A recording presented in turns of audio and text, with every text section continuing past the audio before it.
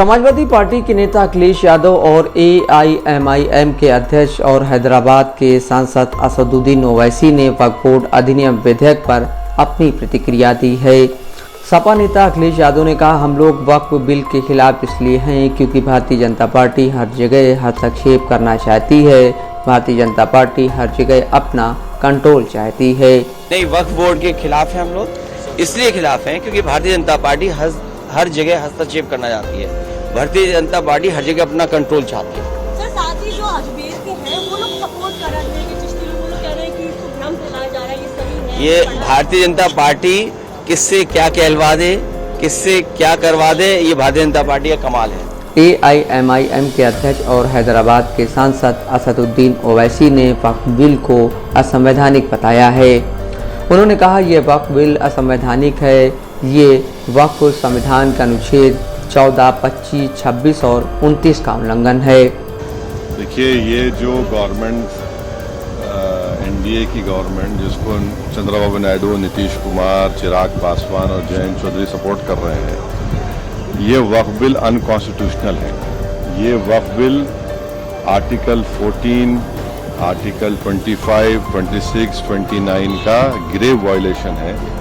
ये वक्फ बिल नहीं है बल्कि ये वक्फ बर्बाद बिल है। ये और अगर चंद्रबाबू नायडू, नीतीश कुमार, चिराग पासवान, जयंत चौधरी इसकी तायीद करेंगे तो वो अपने पॉलिटिकल रीजंस की वजह से या जो भी उनके है नैरो रीजन की तायीद कर रहे हैं नरेंद्र मोदी सरकार की, ये बात साबित हो जाएगी कि वो मुसलमानों की मस्जिदों को, दरगाहों को, खानखाहों को, इवैक्यू वक्फ प्रॉपर्टीज को और लिमिटेशन एक्ट अप्लाई करेंगे तो एनक्रोचर्स को रिवॉर्ड करेगी। तो वो उसकी ये सपोर्ट कर रहे हैं। उनको ये देखना चाहिए कि ये सपोर्ट तो कर रहे हैं, मगर क्या आप 5 साल के बाद जब जाएंगे जनता के पास क्या जवाब देंगे उनको? अब तो बिहार का चुनाव भी है, तो ये अनकॉन्स्टिट्यूशनल। एक बात समझिए, वक्फ बाय यूजर सरकार निकाल रही है।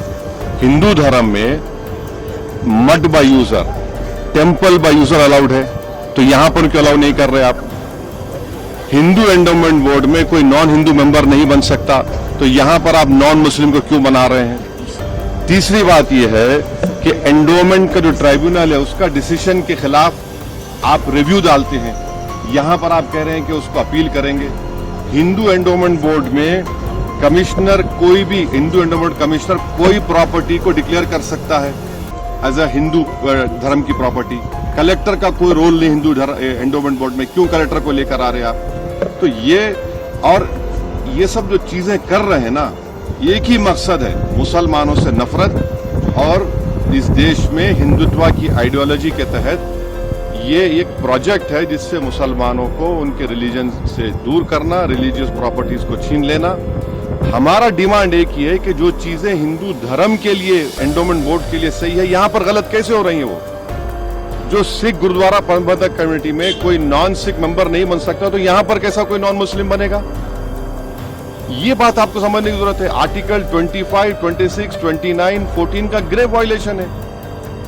इनको सोचना चाहिए चंद्रबाबू नायडू को, अभी वक्त है उनके पास सोचना चाहिए कि आप क्या बर्बाद करने का पूरा सहूलत दे रहे हैं बीजेपी को आप। वक्फ बोर्ड अधिनियम विधेयक बुधवार को संसद में पेश होगा। बिजनेस एडवाइजरी कमेटी की मंगलवार को हुई बैठक में इस बिल को सदन में पेश करने का फैसला किया गया। बिल को दोपहर 12 बजे लोकसभा में पेश किया जाएगा। विधेयक पेश किए जाने के बाद इस पर चर्चा होगी। सूत्रों का कहना है कि सरकार का इरादा बिल पर चर्चा कराए जाने के बाद इसे पारित करने पर है।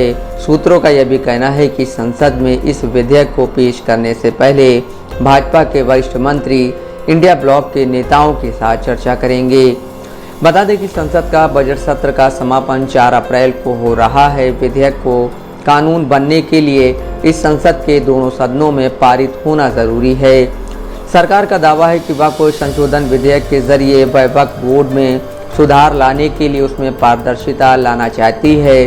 वहीं मौलवी एवं वक्फ बोर्ड से जुड़े नेता इस संशोधन विधेयक का विरोध कर रहे हैं। सियासी पार्टियां भी इसके खिलाफ हैं। सियासी दलों का कहना है कि उनके सुझावों को रिपोर्ट में शामिल नहीं किया गया है। मुस्लिम धर्म गुरुओं ने विधेयक को असंवैधानिक एवं मुसलमानों के खिलाफ बताया है, जबकि कई मुस्लिम संगठनों ने इस बिल का समर्थन किया है।